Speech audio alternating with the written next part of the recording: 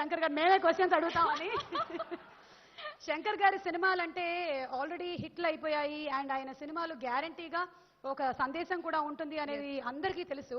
So ఇన్ని expectations తో వస్తున్నటువంటి సినిమాల గురించి మీకు ఇది మీరు ప్రెషర్ గా ఫీల్ అవుతున్నారా లేదా ప్లెజర్ గా ఫీల్ అవుతున్నారా? అందరికీ నమస్కారం.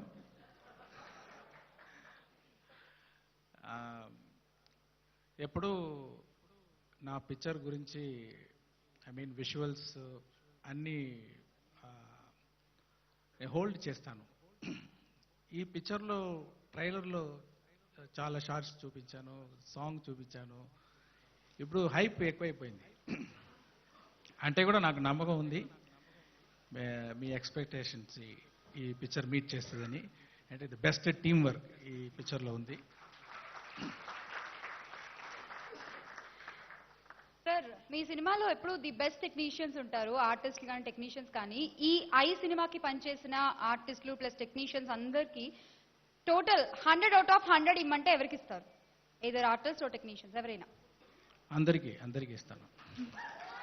మేము అనుకున్నాం ఈ ఆన్సర్ వస్తుంది అని, బట్ వీ వాంట్ వన్. చాలా డిఫికల్ట్ అండి ఇది.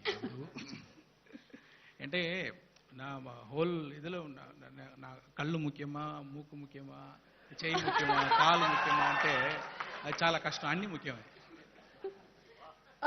శంకర్ గారి సినిమాలంటే ఎంటర్టైన్మెంట్ తో పాటు ఒక సందేశం కూడా ఉంటుంది. మరి ఈ సినిమాలో మేము అలాంటిది ఏమైనా ఎక్స్పెక్ట్ చేయొచ్చా?